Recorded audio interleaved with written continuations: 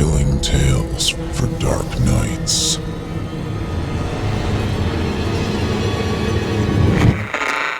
Want to make sure you never miss a Chilling Tales for Dark Nights video again? Be sure to subscribe and hit that bell to turn on notifications. Hey amigos, you know what's really easy to do and even easier to forget? Please help me out and hit that like button if you're listening on YouTube. And if you're listening somewhere else, what the hell? Pop in, give me a thumb. Say hello while you're at it. It helps me a ton with the algorithm, and besides, it's real nice to see you there. And now, on to the show.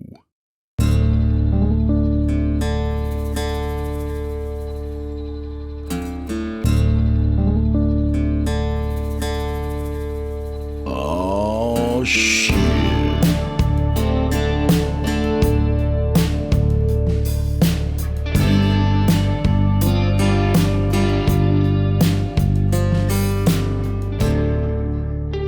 Well, hey there, friend. Welcome back to Casa de Blood.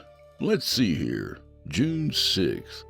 We've got National Donut Day, National Yo-Yo Day. Nothing too exciting. Of course, it is the anniversary of D-Day, so we can't forget that. God bless them all. Oh, well, good point, Chester. It's also Craig and Lorna Day, y'all, so that's something to be excited about from our favorite donut, P.D. Williams. So come on in and let's get this party started. Hey, check out simplyscarypodcast.com and become a donut. For as little as $7.99 a month, you get your entire catalog ad-free and available to download or stream. There's a little patron button on the top there. You can't miss it. So tonight, we welcome back our good pal, P.D. Williams. This is where I usually give the story a little setup, but since it's Craig and Lorna we're dealing with, I'm sure you know what you're in for. So without further delay, from author P.D. Williams, I give you Craig's Gangster. Oh boy.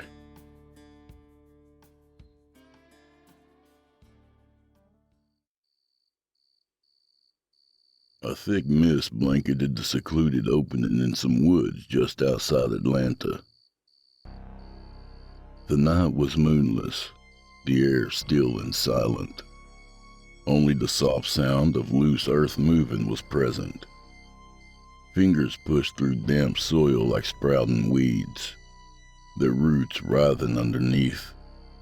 Filthy hands pushed away the earth between their owner and the open air.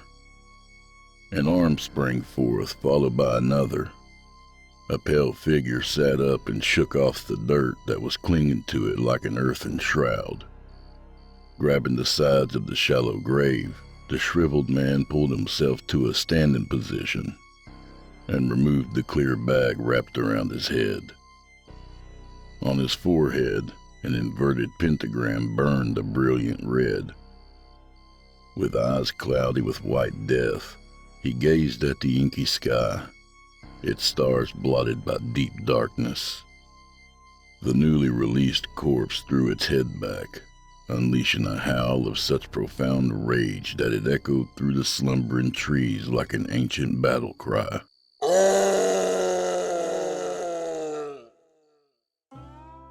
By 7 p.m., a hangry Lorna felt somewhere between peckish and African baby starving. The only thing missing was the pitiful look, distended belly, and Angelina Jolie lurking in the distance with a small net. Craig, will you hurry up? My stomach's so empty it's starting to digest itself. Craig was hurrying as quickly as possible. He celebrated his and Lorna's 10th wedding anniversary with a reservation at the Spurtin Artery, a high-end steakhouse. Just give me a second. I'll be there in a minute. What does that even mean? Is it a minute or a second? Lorna inquired. After pulling on the last of his clothes, Craig joined Lorna in the living room. See? I'm ready to roll. Now, can we just get in the truck and go? A warm calm thawed Lorna's icy heart. Sorry to be so harsh. It's just that it's our 10th anniversary, and I'd like to get on with the celebration. Craig walked to Lorna and held her with arms as skinny as corndog sticks. As the sentimental one, he smiled, remembering their early days together. His mind floated through halcyon memories of their initial pairing, when the air was fragrant with love, instead of the rancid remnants of old cooking grease and dog poots. Do you remember what you said to me on our first date? Lorna had to rewind her mental tape. I think you should leave. Craig frowned. No, the other thing. Touch me and I'll scream? You said that we went together like peanut butter and jelly. No. What I said was we went together like peanut butter and oysters. Lorna was ruining Craig's tender moment. Tell me what you liked most about me. Lorna's face scrunched with thought. At first, I liked that sparkle in your eyes, till I realized it was light passing through your ears. Craig took another run at it. I can never forget how beautiful you looked on our wedding day. You chose that pretty white dress to symbolize your purity. Actually, I had a choice of colors. I wore the white one because the jizz stains weren't as obvious. Craig surrendered. He figured that the cow who had supplied the meal later would be easier to get along with than the one he was embracing. Mr. Rickles will see you now, the burly goon told the invited guest, a hitman by the name of Joey Fettuccini. Make sure you speak loud and clear. The Don don't hear too good. Joey entered an expansive room that served as a library and a private meeting place. A room where deals were made and murders planned. 2 high walls held several leather-bound books, likely unread. Ornate floor lamps placed at different points painted the wood-paneled room in a golden hue. The fearsome Mafia Don sat in a leather wingback chair, a tumbler of expensive whiskey resting on a small brass table beside him. When he spoke, his voice was low and confident, like a man who gave orders that others had better follow without hesitation or bathroom breaks. Come in, please. Make yourself comfortable. Joey stood anxiously before the man, who could make him disappear with a nod of his head. I thank you for inviting me, Don Rickles. May I take a seat? Rickles became enraged. Not in here, you can't. Go do it in the bathroom like a normal human being. Remembering the warning about Rickles' weak hearing, Joey spoke louder. No, Don Rickles. I asked if I could take a seat. Yeah, of course. Sit down. Joey took his place and began again, this time at an audible volume. Don Rickles, I am honored that you have invited me here. May I ask why? I heard from one of my business contacts that you do wet work with skill, intelligence, and discretion. That's correct, sir. I can accommodate any client if the price is right. Like hell I'll go on the price is right. Bob Barker didn't die of Alzheimer's. That lard-ass Drew Carey ate him. I'm convinced of it. No, sir. I mean, I can handle any job for anybody for the right price. Rickles nodded his approval. I like your attitude, Mr. Fettuccini. The job I'm about to offer you would entail tracking and killing an individual who has caused me a number of problems. The most recent ones involved the vicious murders of some of my men. And I have reason to fear that he plans to kill me as well. I need him handled. I'll give you $25,000 up front and another $25,000 after you finish the job. The fee astonished Joey. He had landed some tough hits over the years, but he had never received an offer as large as the one from the hearing-impaired mob boss. There had to be a catch. That's a generous offer, Don Rickles. You must consider this guy a real threat. Rickles relaxed in his seat and sipped his drink. Yes, Mr. Fettuccini, I do indeed. Full disclosure, this one will be a challenge even for a pro like you. How so? You may have heard through the grapevine that one of my associates, Vinny Didaduki, has, shall we say, permanently retired. I may have played a hand in it. Joey had heard about the hit. It was the standard type, a simple type. Yes, sir, I did hear something about it. Skinny Vinny, as they call him, fronted a gay bar downtown called the Glistening Knob. Rumor was he got caught with his hand in the till, that he was a crackpot who practiced some kind of weird voodoo hoodoo. A lot of good it did him. His killing left a bad taste in some people's mouths. They said it was similar to tuna fish and coffee. That's pretty disgusting. I'm sure you'll agree. Yes, Mr. Fettuccine, I know that taste. It's salty and bitter. Much like the way his exit left his gang feeling. Rickles leaned forward and handed Joey a slip of paper. That's info on the last 2 men who were responsible for the hit. I'd like you to keep them safe while you look for the target. They're the only ones standing between me and Didaduki's revenge. Don't worry, sir. I'll take care of whoever's acting on his behalf. Oh no, Mr. Fettuccine. I'm not asking you to eliminate any of his crew. I want you to kill Didaduki. So, how did you like your steak? The distinguished server Paulo asked. Lorna cast the endangered server a frosty stare, the type that could leave a man with shaking knees and blue balls. It was easy. I lifted my potato and there it was. Paulo's face reddened. I'm sorry the madam didn't like a steak. Is there anything I can do to make it right? You sure can. Give Craig the name of the gym where that cow worked out, 'cause that sucker was rough and tough. How about if I bring you some complimentary desserts? Some pastries, perhaps? Craig perked up. Say, how's about some of them little chocolatey cake squares they make in Paris? Paulo cocked his head to one side.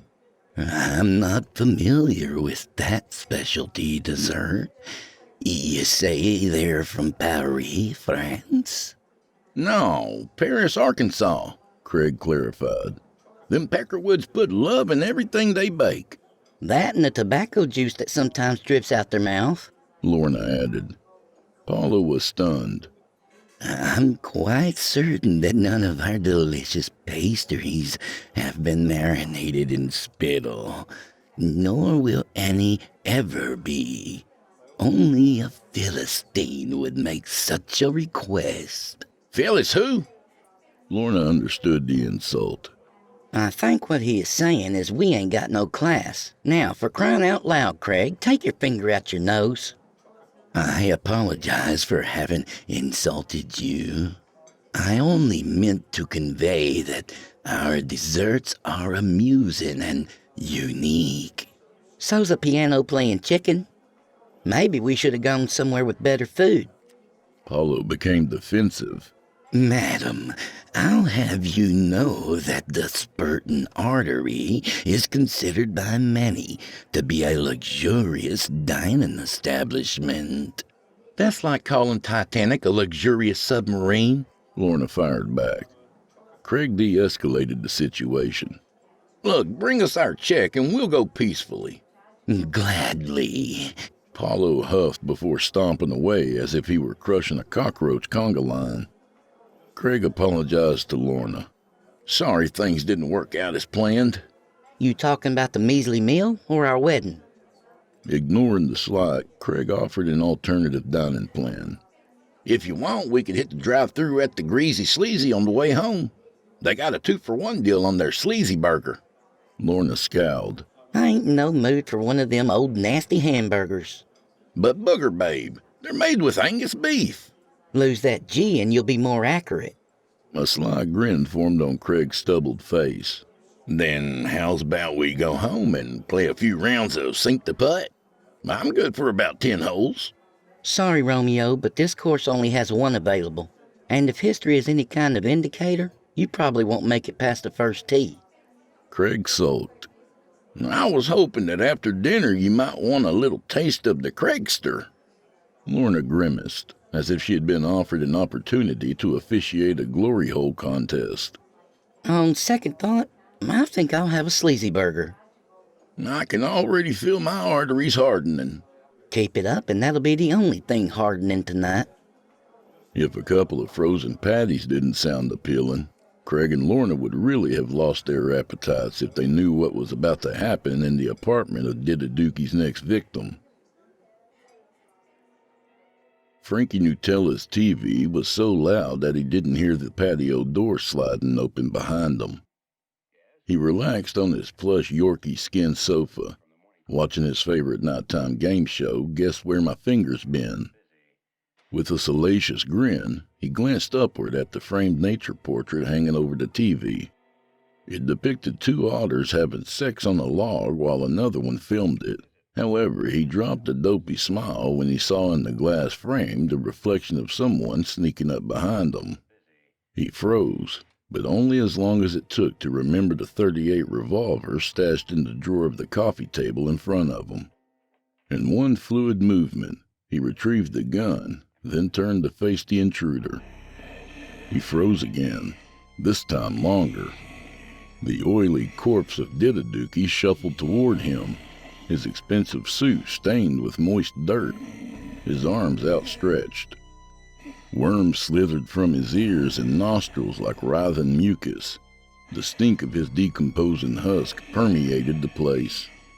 The crooked pentagram on his forehead glowed with fire and fury, a reddish blaze somewhere between the orange of fire and the crimson of blood. Nutella quivered with electric terror. You're dead! I seen you suffocated and disposed of! Loud pops from the gun filled the den until its chamber clicked empty. Each bullet punched through Didaduki's chest, exiting through his back and shattering the glass patio door behind him. He continued unfazed, closing the distance between himself and Nutella, his opaque eyes full of hatred, full of heat. Nutella kept firing the useless weapon, his soul screaming silently, his mouth shrilly. Soon the hands of the foul corpse clamped onto Nutella's shaken shoulders while its cracked yellow teeth clamped onto his face. As the first name on Don Rickles' list, Joey was there to check on Nutella and make sure he was still upright. He rang the doorbell, but only the TV blaring in the background greeted him. Giving up, he walked to the rear of the house. Joey peered through the kitchen window but saw no sign of the henchman. He tried the kitchen door and found it locked. Walking further, he discovered the busted patio door. What the? With quiet caution, Joey stepped through the empty door frame, the TV's excessive volume dampening the sound of the tempered glass crunching under his feet. The room was dim, the TV's flickering, providing the lone source of light. Joey felt for a light switch, finding one within a foot of the doorway. He flicked it several times, but nothing happened. As he stood in the gloom, his instincts began warning him that something was off. He took out his cell phone and shook its flashlight on. His eyes tracked the ray as he swept it over the room. Nothing stood out. He lowered the light, searching the floor. That's when he saw feet sticking out from in front of the sofa. He tensed. Hello? That you, Nutella? There was neither sound nor movement. Joey followed the phone's beam to the edge of the sofa. Whoa, he said in surprise. The seasoned killer had seen some grisly sights over the course of his career, but this one led the line. Nutella lay mangled in a horrid heap. Joey rolled him onto his back and gasped. The man's face was missing. The ragged edges around the remaining flesh suggested something had ripped it off. A hollow crater replaced what was once a human nose. The mouth was agape, exposing bare teeth previously concealed by lips. "Good God," Joey whispered. "Did a dookie's an animal." He made out the remote control on the floor next to him and used it to mute the deafening television. Then he knelt beside Nutella and checked the rest of his body for additional wounds, but found none. Though it struck him as morose, he thought it might be a wise idea to snap a picture of Nutella to send to Rickles. The big boss would probably appreciate knowing how Nutella had met his fate. Joey straddled the bloody remains and allowed the phone camera to focus.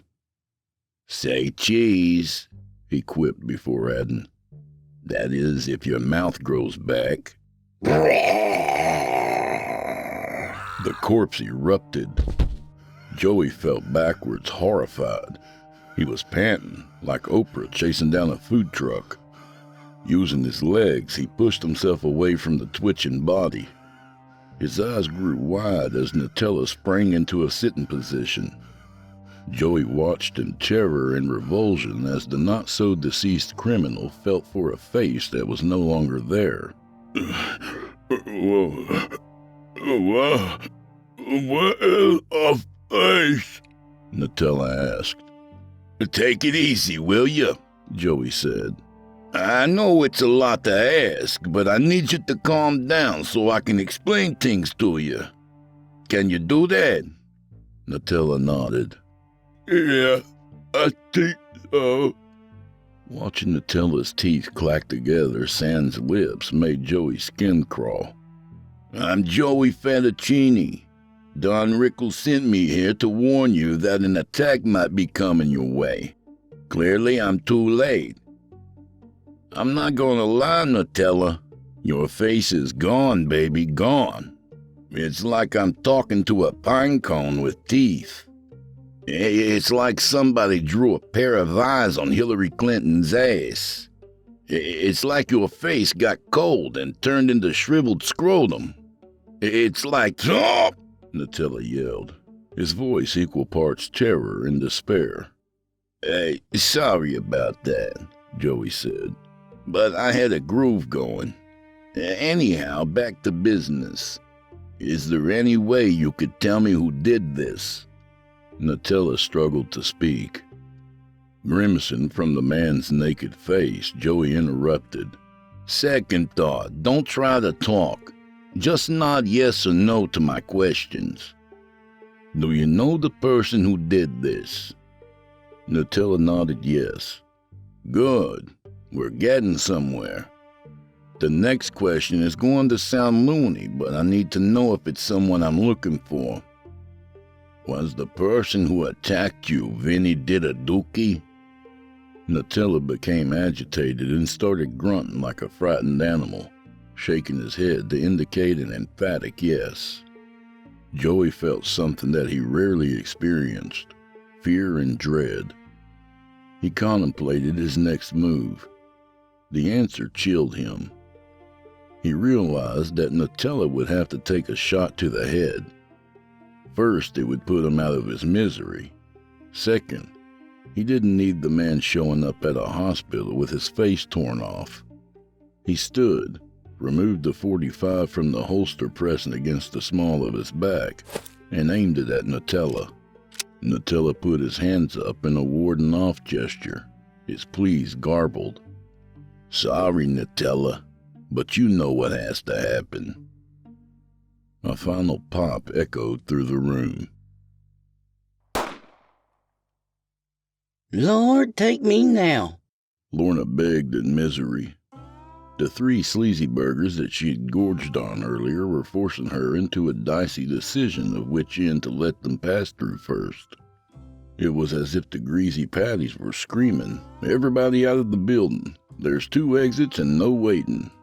Lorna imagined a line of racehorses exploding out of their chutes while an announcer yelled, "And they're off."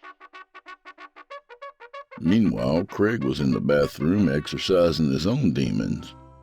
When he hit a stopping point, he lifted himself off the ruined toilet, using the bathroom counter to steady himself. Once he was stable, he opened the medicine cabinet and snagged some extra-strength Tums. Extra strength? He asked in confusion. Are the regular ones made of chalk and hopelessness? Rested next to the Tums was a scented candle. Inspiration filled Craig. He took the high-powered antacid, removed the candle, and joined Lorna in the bedroom. Though not particularly religious, Lorna prayed to the only God she knew for a merciful end to her suffering. Please, Big Daddy in the sky, save me from them gut bombers. How you feeling, honey-do? Craig tenderly asked. Like I'm giving birth to an underwater mine? Lorna groaned. I'm sorry you feel bad. How about I create a romantic atmosphere to help take our minds off our woes? Romantic atmosphere? If I have a blowout, it's going to be more like a crime scene. Speaking of which, thanks for lighting up the bathroom. Smells like a skunk with stinky armpits ate so much boiled cabbage that it exploded. Quit being such a drama queen. It ain't that bad. Are you kidding me? That's the kind of radioactive funk that causes birth defects and cell mutations. All right. I'll crack a window and light a match. Lorna guffawed. Crack a window and light a match? Boy, you need to take out a wall and wave a tiki torch around like Lady Liberty. The cutting remarks drew Craig's ire. Oh, yeah? And just how long am I supposed to do that for? Through the night with the light from above. Just do something about the dadgum stench. Despite Lorna's dour disposition, Craig wasn't ready to give up on the evening just yet. Maybe this'll help, he said eagerly. I found us a scented candle to help set the mood. Lorna was too queasy to sit up. Is that what you're taking from all this? I'm ready to choke myself to death with my own tongue, and you're as horny as a dog in a sofa store. Craig's head dropped. He felt more deflated than Tom Brady's footballs. I was just trying to salvage the evening. I reckon we ought to just call it a night. Lorna felt sorry for Craig. His ideas were often idiotic, but his intentions were always good. Tell you what, light your candle, then come cuddle with me, and we'll see what happens. Craig glowed. That's more like it. I'll fire this baby right up. Let me find some matches. There's a pack on the dresser, Lorna said groggily. Hurry up before I pass out on you.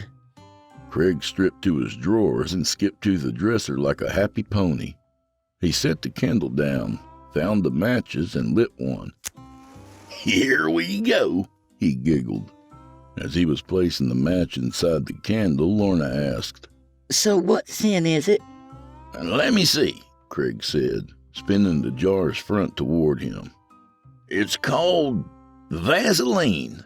Lorna popped up as if she had a busted coil. Vaseline? Put out that match, you dumbass dingleberry! You're gonna blow us!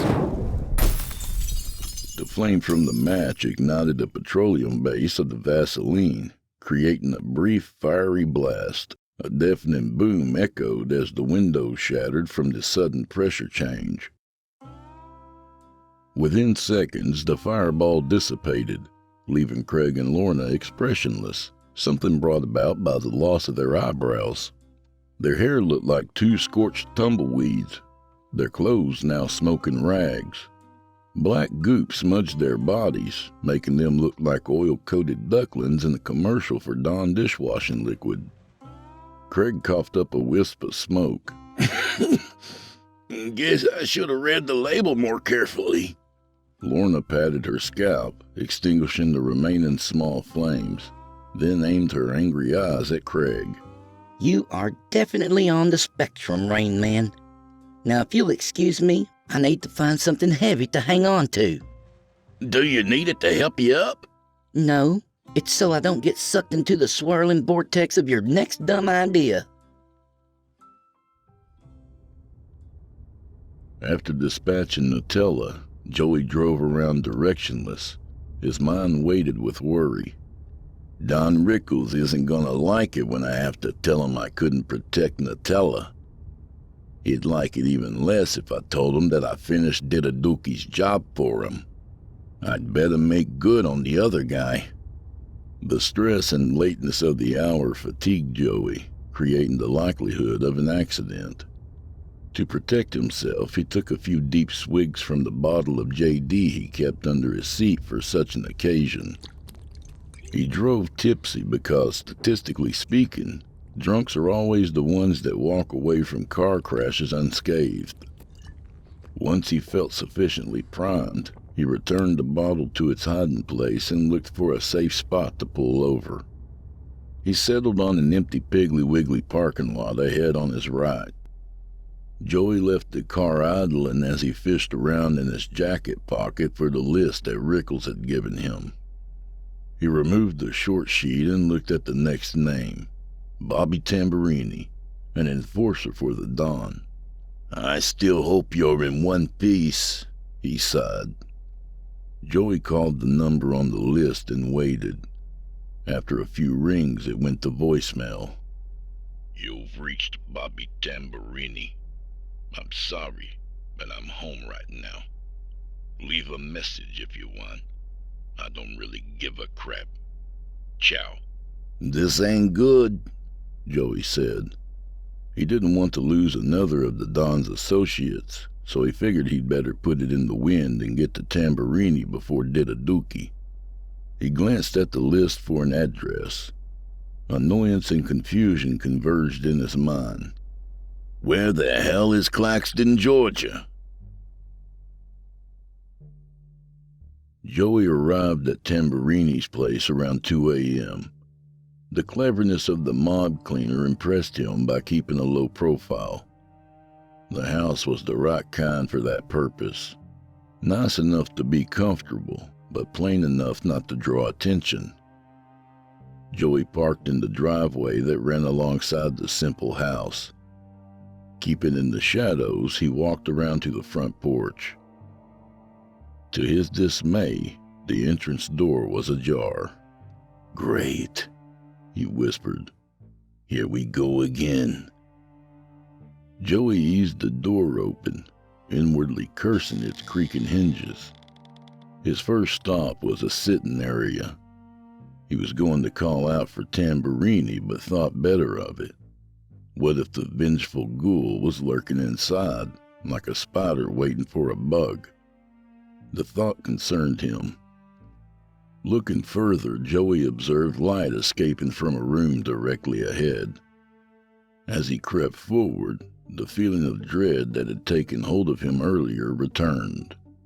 His heartbeat drummed in his ears as he entered what turned out to be a kitchen. Joey halted at the scene before him. Tamburini was sprawled across the tiled floor, his face contorted into a rictus of terror. His broad, glassy eyes glared at Joey as if he were pleading for mercy. Worse, the mobster's lower body was facing the opposite direction of his upper torso. Joey shuddered, imagining the awful sound of Tamburini's spine snapping. Then another horrifying sight met him, shaking him to his core. Joey fought back against the gorge, threatening to erupt from his stomach. Dear God! Who could do such a deviant thing? Joey stepped over Tamburini's broken body, going to the kitchen counter. Resting there was the object of his revulsion. What kind of messed up mind would put pineapple on a perfectly good pepperoni pizza? Cringing in disgust, Joey picked each piece of the offensive fruit from the pie, as if he were removing maggots from a week-old roadkill. Holding each chunk as far from his body as possible, he tossed it into the nearby sink. What a fruitcake! Probably watches rom-coms and gets out of the shower to pee. Once he had finished putting things right with the pizza, Joey turned to the dead body. He wasn't proud of the fact that he was now 0-2 with fulfilling his contract with Don Rickles. As he had done with Nutella, Joey took a picture of Tamburini. So much for the human pretzel. Once he was done, Joey returned to his car. After settling in behind the steering wheel, he contemplated his predicament. The only thing left to him now was to save Rickles from Didaduki. But how could he go against a man who was no longer a man? Someone whose dabbling in witchcraft had created an indestructible force of evil. After some thought, he realized he needed spiritual help to counter the walking demon masquerading as Vinny Didaduki. Time to find myself an all-night priest, he thought. With the plan decided, Joey removed his phone. Catholic church is near me. He gave a snort of frustration when he got no hits. Bada bing, bada boo-hoo. There's gotta be some guy dressed in black who can help me. That ain't Johnny Cash. Joey rolled the dice again. All churches near me. Looking at his limited range of options, he groaned with frustration and body-numbing fatigue. Realizing he'd need to wait until the town awakened to find a suitable church, he asked his phone for a motel. Again, he faced painfully limited options. Joey started the car, threw it into drive, and then, like the undead monster, set about his mission. Make sure you get that thing on good and tight, Lorna instructed Craig. Craig rolled his eyes and continued taping sheets of clear plastic over each of the empty window frames. I am, woman. How's it going in there? I've wiped most of the smut off the walls and counters, but the furniture still looks like it's putting on a minstrel show. I can't believe you'd do something as stupid as this. How is it humanly possible to mistake a jar of Vaseline for a scented candle? Honestly, you're as hopeless as Stephen Hawking in a foot race. Craig was crestfallen. He felt lower than a dashing's dick. I know I'm a screw-up. Everything I touch dries up and blows away like day-old dog dookie. Sometimes I think I'd be better off killing myself. Lorna let the words sink in. Please don't say things like that. Craig smiled despite his current frame of mind. Does it make you sad? No, I just don't want to get my hopes up. What a terrible thing to say. Don't put this on me, American gigolo. This wouldn't have happened if you had let me go to sleep last night. Well, sue me for trying to be intimate on our anniversary. I'm officially placing a moratorium on our sex life. What am I supposed to do with myself?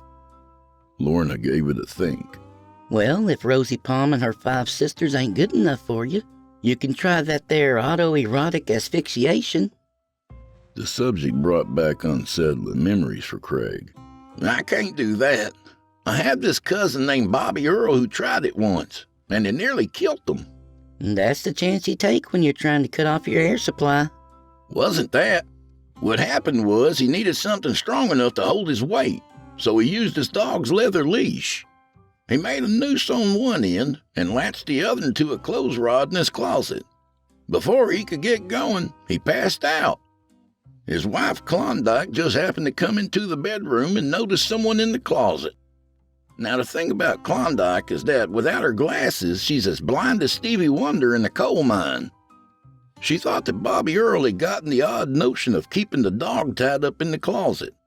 She felt terrible for the poor thing, so she unhooked the leash and drug what she thought was the dog outside.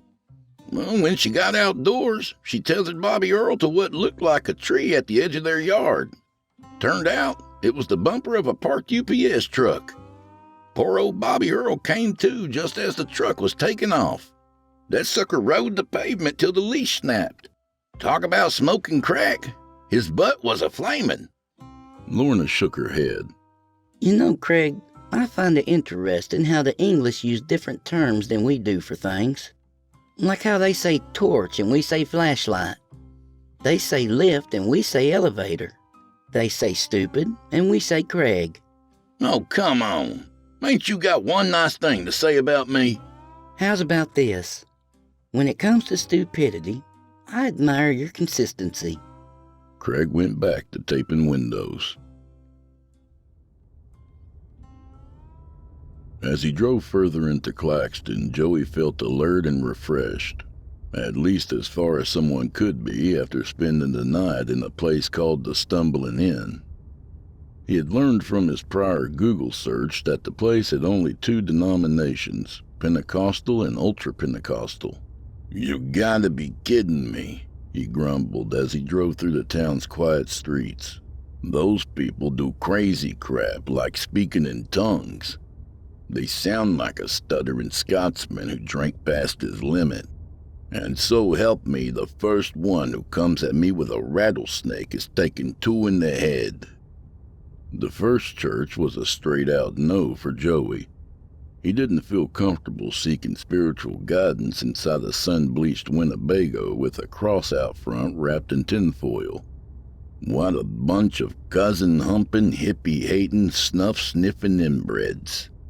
I should probably try running over a raccoon or a dog so they'll have something for dinner. A short distance away, Joey saw a more authentic-looking church. The name on the sign identified it as Buttermilk Bible Chapel. This one has potential. Joey entered the parking lot and took a space near the front doors. He considered giving up and handling things on his own, but then he remembered the 2 massacred victims. Desperation overtook him. How bad could this pastor be? Joey exited his car and approached the church. He checked one of the entrance doors to see if it was unlocked. For better or for worse, it was.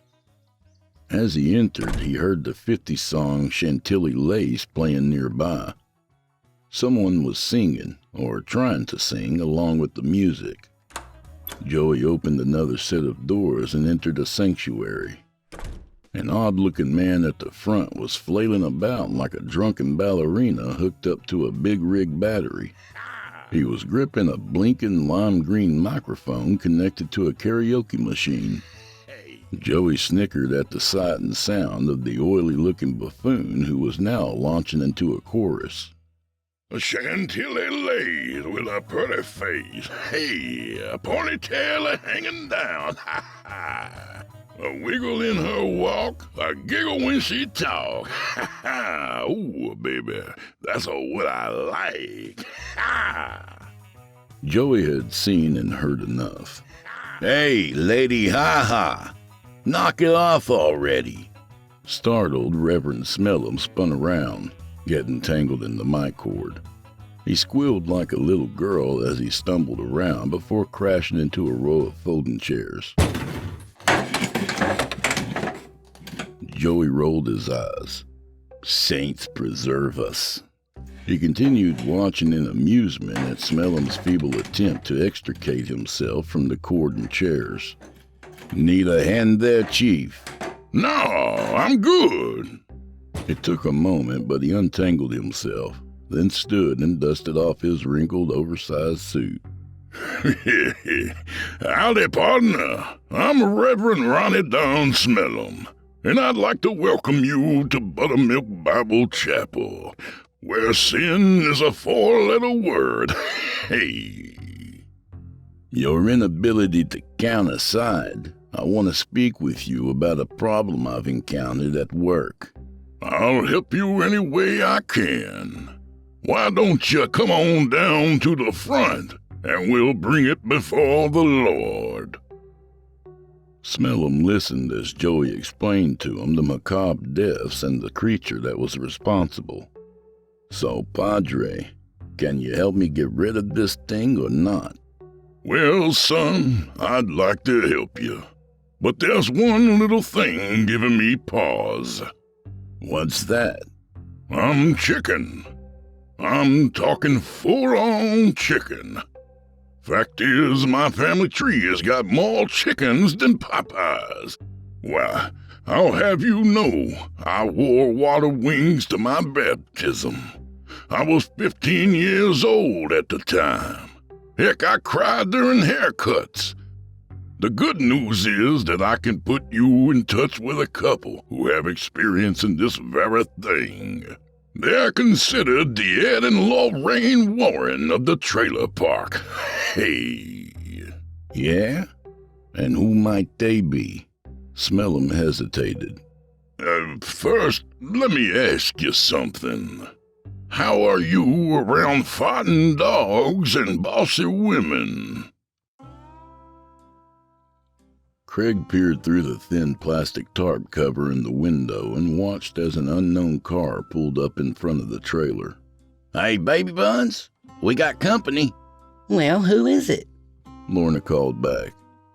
Craig watched Joey get out of his car and walk toward their front door. I ain't never seen him before. What's he look like? Craig offered the most accurate description possible. Think about if Steve Buscemi had a three-way with Al Capone and a refrigerator.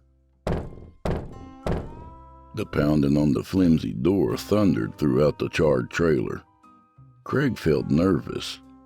Should I let him in? No. Wait for him to play the drum solo on Wipeout first. Yes, Craig, go to the door. Craig plodded to the door and opened it. Can I help you? Are you Craig Wankermuff? I hope so. I'm wearing his drawers. Craig's failed attempt at humor didn't amuse Joey. I got sent here by a pastor, you know. I forget his name. I think it's something like Rub-a-Dub Smell Me. Oh, you're talking about Reverend Smellum from Buttermilk Bible Chapel, where sin is a... Joey cut him off. Have you two considered opening up an accounting firm for morons? I don't know. You think we should? Craig, ask him what he wants. Hollered Lorna from the rear of the trailer. He wants me and Reverend Smellum to open up an accounting firm. That's not what I meant, Joey said, his frustration showing. I meant to say... for crying out loud. Looks like I'm going to have to discuss this with an idiot. He says he wants to talk to you, Craig yelled to Lorna. Come on in. Lorna's my bigger half. She does all the talking. Whatever, said Joey, stepping into the mauled mobile home. Lorna stomped to the living room to greet the guest, taking him aback with her curious and frightening appearance. With her scorched, cone-shaped hair reaching skyward and her face covered in white ointment, she resembled a pudgy albino wearing a top hat. Granny's tits, Joey yelped. What the hell happened to you? Lorna placed her beefy hands on her hips and glared at the unwelcome stranger. My house, my questions. Who the heck are you supposed to be? My name's Joey Fettuccini. I'm down here from Atlanta fulfilling a contract with my client. I've come up against what you might call a snag. Dancing Queen down at the church said you two could help me. Lorna relaxed. Craig, pull the sofa out of the ceiling and let's all sit down and have a talk. With a loud thunk, Craig extracted the sofa and placed it in front of the living room window. Then they sat. Let's hear your story, mister. Joey selected his words carefully. He didn't want to give himself away as a mob affiliate.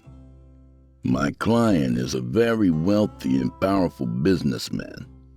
He is involved in a little disagreement with a competitor, one who's causing him a small measure of grief. He hired me to locate this gentleman and come to a satisfactory resolution.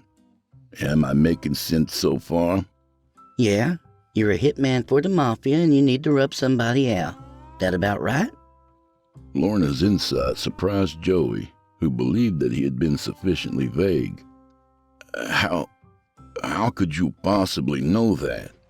She knows everything, especially when it comes to scented candles. Lorna continued.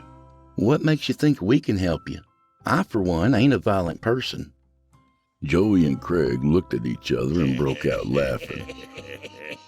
After he settled down, Joey said, Lady, I've been around enough stone-cold killers to know one when I see one. Oh yeah, you can be violent. especially when it comes to scented candles. Will you shut the hell up about scented candles? Joey realized that in order for him to get to the important part concerning Didadookie, he'd need to be more forthcoming. What you said about me being here to whack somebody is true. What I didn't tell you is who, or maybe I should say what, I'm after. Your pastor told me you two could help me, so here goes. My client recently caught one of his piss ants stealing from him. Said client then ordered a hit on the guy. The job went off without a hitch. A dry cleaner bag over the head, a car trunk, a secluded location, a shovel. Bada bing, bada boom, he's a tulip bulb. It seems that would have been the end of it, right? No. Turns out this mook was into the dark arts. We're talking the devil's Dumbledore. He must have been good at his craft, because he rises from the dead and starts killing off some of the men who done him. By the time he finished with them, only 2 were left. My client fears Didadookie will target him once he's killed the others. I was supposed to keep them alive. You say that like they're already dead. Joey fidgeted. Yeah, about that. Good grief. Are you telling us they've been killed? I'm afraid so. If I want to get paid in full, I've got to stop Didadookie before he gets to my client. I have to assume he's on his way back to Atlanta. How, I don't know. What I do know is that he managed to get here somehow. I'll bet that was one stinky bus ride. Maybe you should have sent them a scented candle, Lorna said, sneering. What is it with you two and scented candles? I got another question. What's in it for us if we help you? Joey thought. Okay, how's this? You help me destroy this thing, and I'll give you $5,000. How much if I leave the missus at home? Joey looked at Lorna's angry witch face and came up with a new price. $1 million. Har har. Y'all are about as funny as a throbbing hemorrhoid. As for you, John Wick, maybe neither of us will help you. This sounds a little too dangerous to me. Craig placed his hand on Lorna's knee.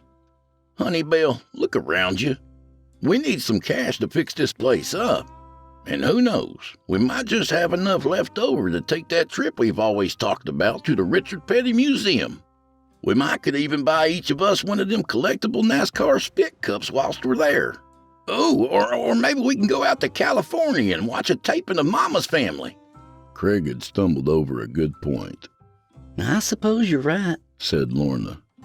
Then speaking to Joey, said, Okay, we'll come along. Now then, you've told us an awful lot about this fiasco. But one thing you ain't told us is how we're supposed to help you stop your killer. I was hoping you'd tell me. Lorna's eyes squinted and her forehead creased, conveying either deep thought or the onslaught of a painful bowel movement. This one time when we dealt with a demon, we ended up using something good to overcome something evil. After a brief silence, Craig spoke up. Y'all are gonna think I'm goofy, but I just might have an idea. The daring trio of spiritual mercenaries were standing in the parking lot of Buttermilk Bible Chapel, where sin is a 4-letter... No, never mind. Anyhow, Joey's phone was buzzing like a horny bee. He looked and saw the name of the caller, a name he dreaded. With a quaking hand, he took the call. Yes, Don Rickles. How may I be of service? For starters, you can give me an update. There was that sinister tone again. Just hearing it made Joey tremble. However, telling the deadly Don about his inability to protect his men filled him with greater fright. It was like feeding a bag of cinnamon rolls to Whoopi Goldberg.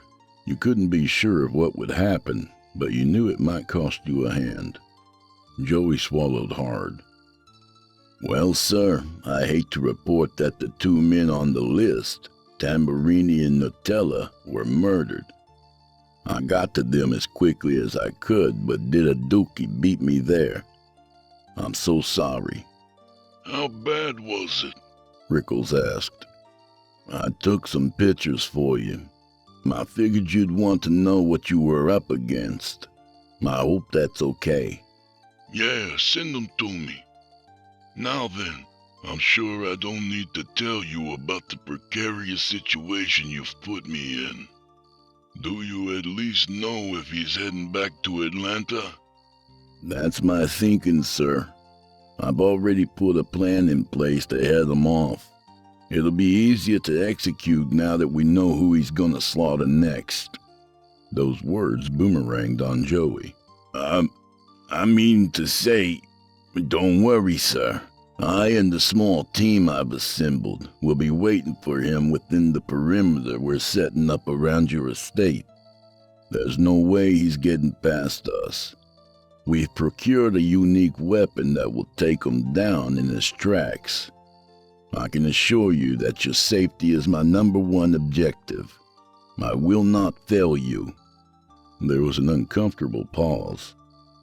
Mr. Fettuccine, I've given you a generous down payment to protect me by protecting my men. You have failed utterly. I think you should know that I've hired another professional. I'm paying him $5,000 more than I'm paying you. His instructions are to take you out if I'm killed. As for Dookie, once I'm gone, the rest won't matter. If you fulfill your end of the contract, you'll get the remainder of your fee. If not... The threat was conspicuous. As I've told you, sir, I've got this under control, Joey reassured him.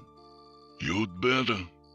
Otherwise, the other guy will feed you your own willy. How do you think that's going to taste, Mr. Fettuccine? I don't know, sir. I'd have to ask at least 100 hookers and a donkey down in Mexico. Text me when you arrive in Atlanta.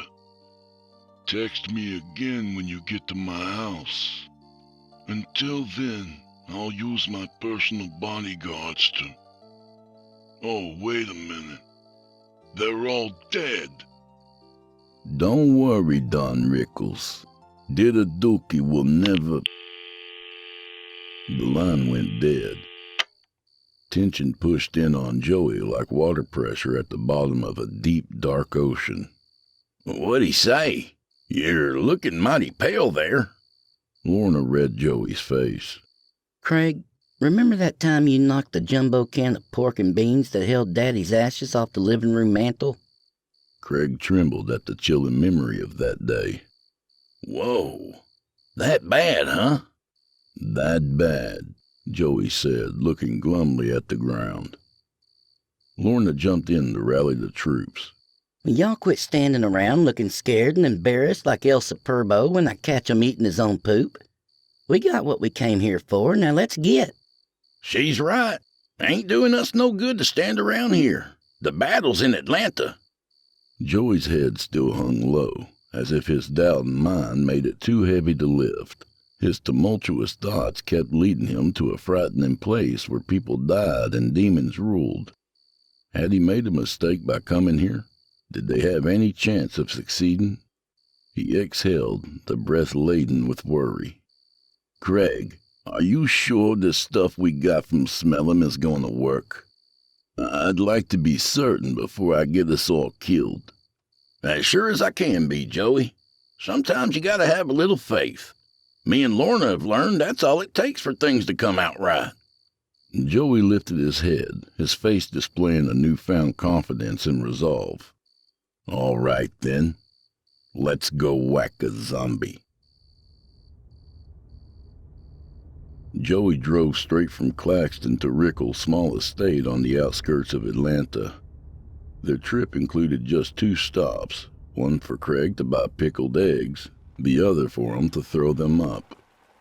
Joey parked the car on the circular cobblestone driveway that adorned the massive house and got out. He texted Rickles, letting him know the troops had arrived. Now it was time to get started. "Okay, you two, let's get set up," Joey instructed his team of 2. "Craig, I want you guarding the east side of the house. Lorna, I want you along the west. I'll take up position in front. Craig, you got the bag with the weapons, right?" You betcha. Craig beamed, holding up a small plastic bag, as if he had caught a 20-pound bass. After Lorna and Craig exited the car, Joey took the bag and gave them a quick lesson in warfare.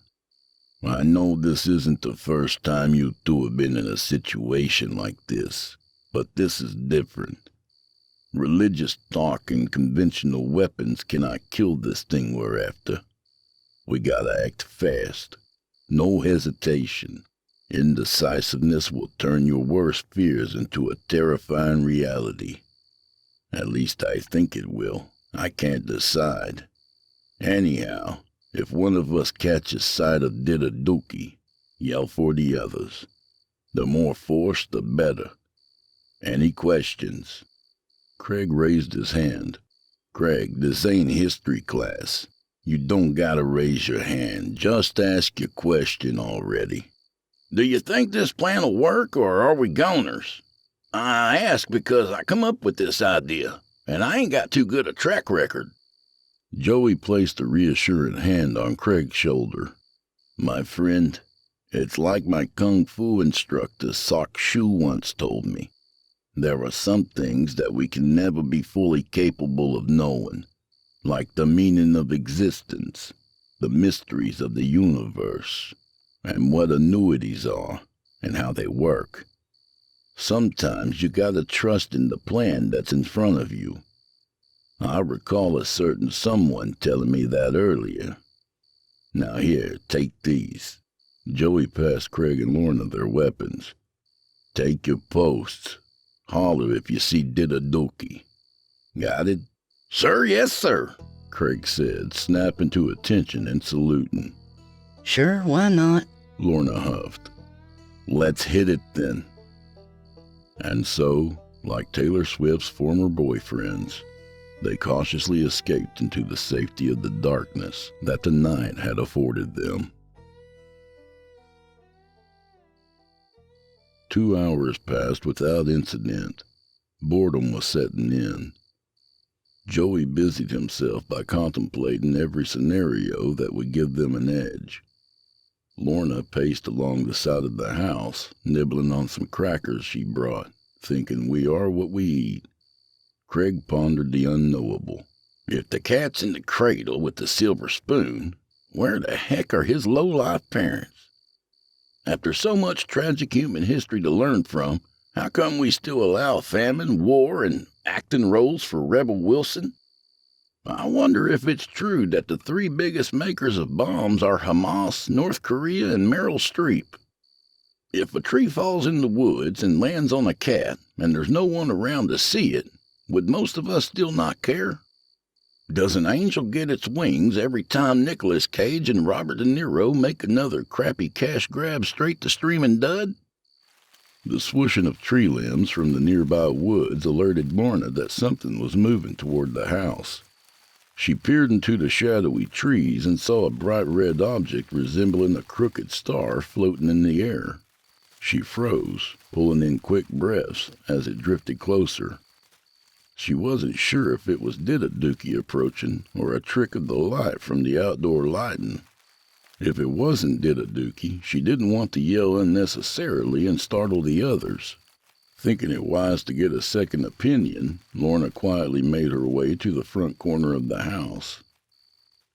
Lorna saw Joey, who had set up behind a large stone fountain out front.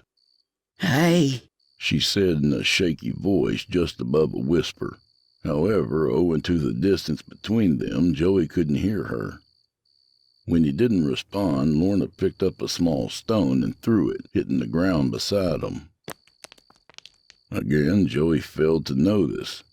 She threw another, this time hitting him on his upper leg. Same result.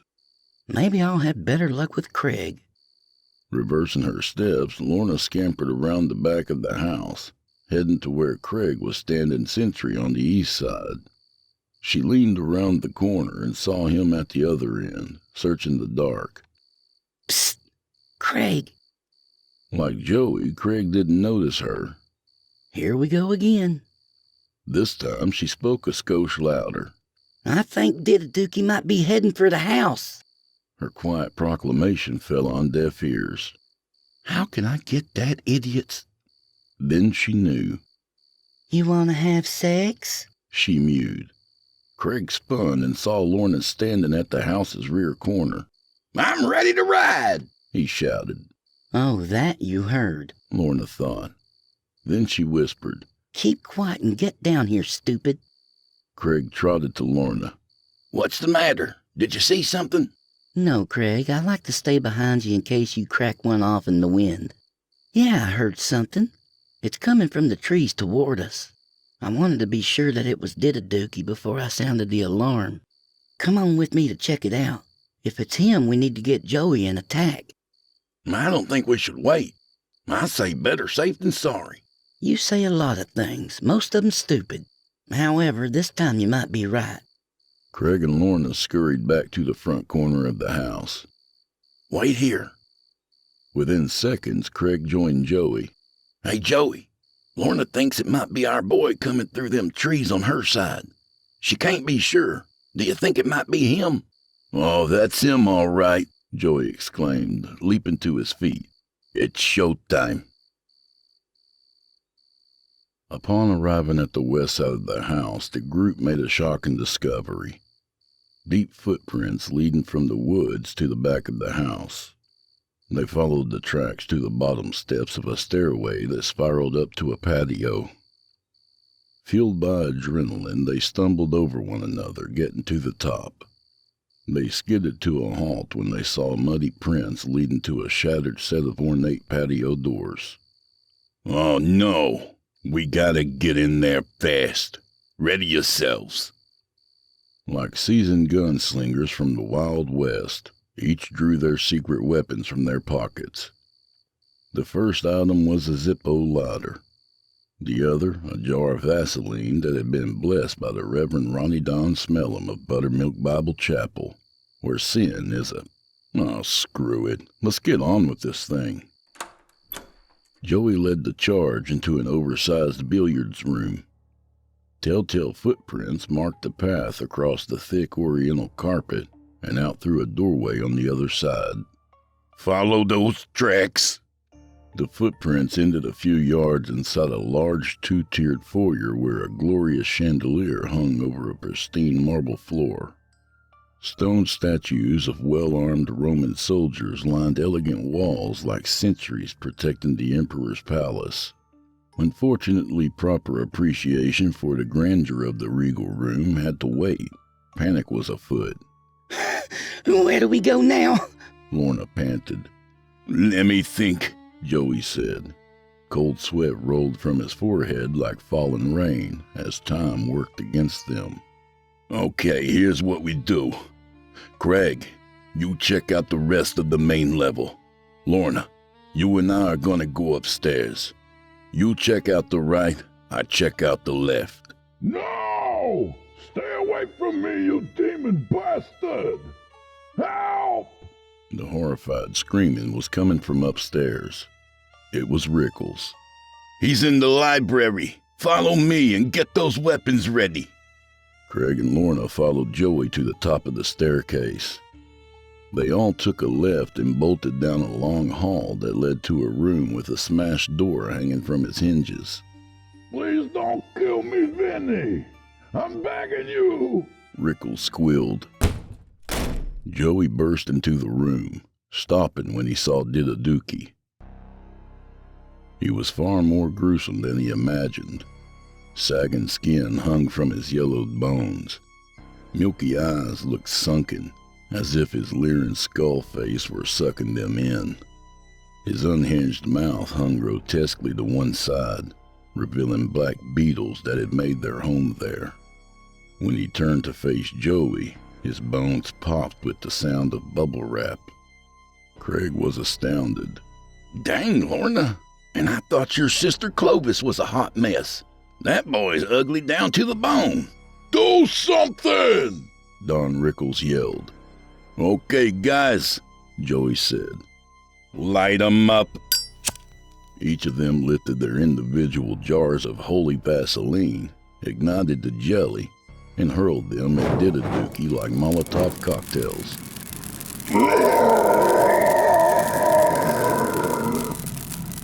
The rotten cadaver bellowed as the flaming jelly lashed onto his frame, drenching him in hellfire. Come on, Don Rickles. I'm gonna get you out of here.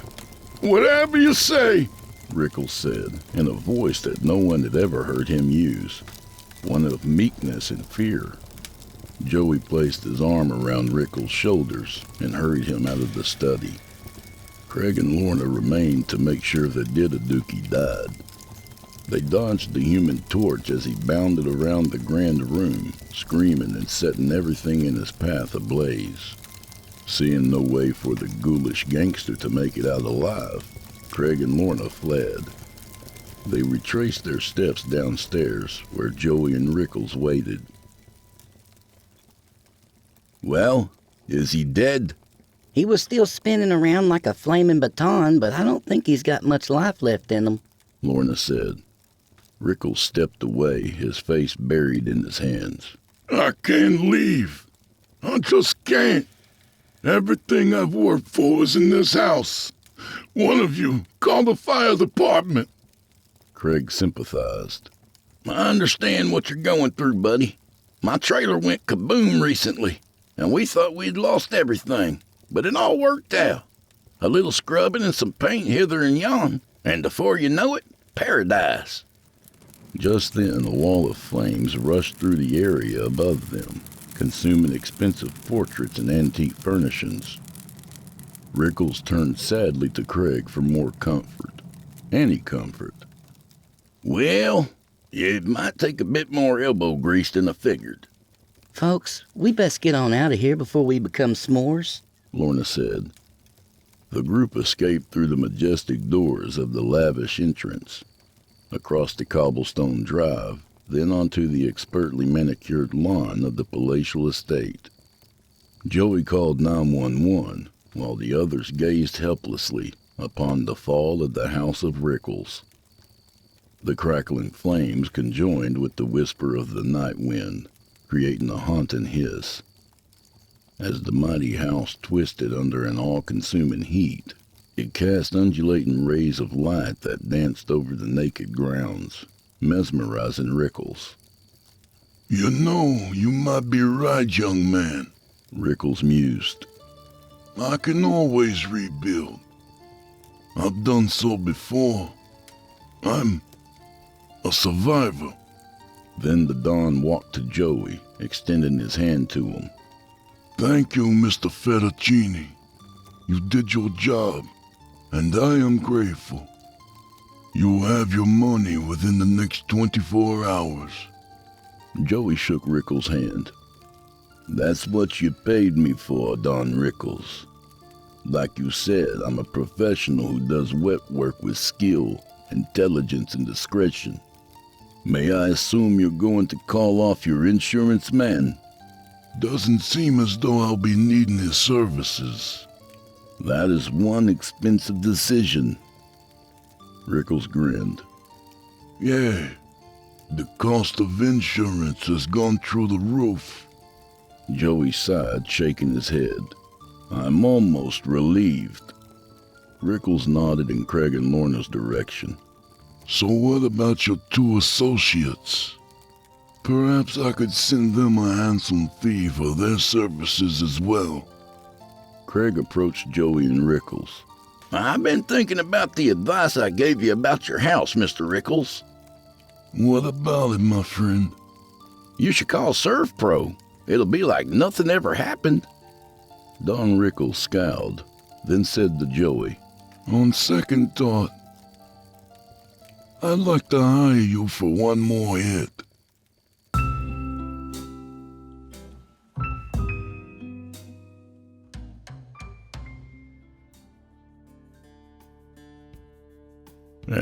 that was Craig's Gangster by P.D. Williams.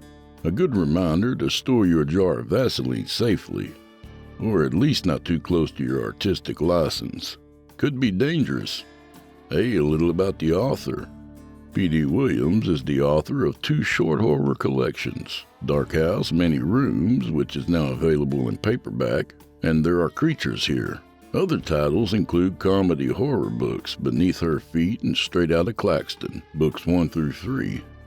His first book, Meat Shears, Reticulating Pythons, and Other Fun Baby Gift Ideas, is out of print, or so says the North Carolina Attorney General's office.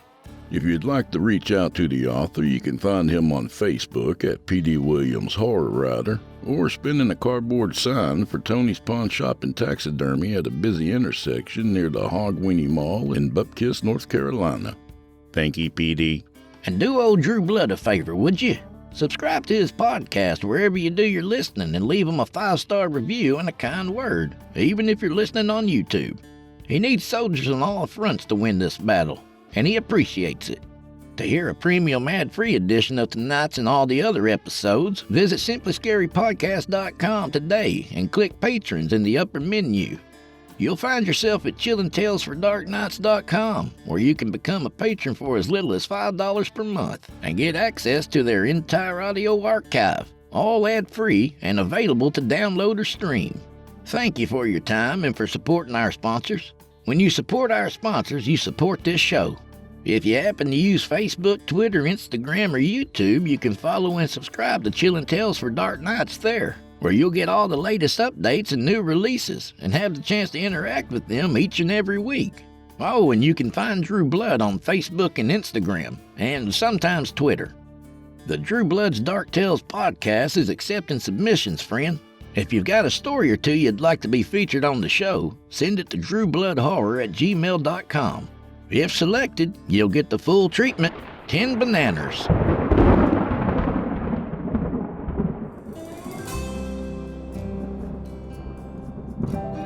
Well, I guess this is where we part ways, at least till tomorrow. Come visit me at the Crimson Hour every Saturday night at 7 Central on YouTube and all your favorite podcast platforms. As always, we'd love to see you there. So may the wind be at your back, and may the road rise up to meet you. Hey, hit that like button on your way out, would you? And until next time, y'all, go fuck yourselves. Good night, y'all.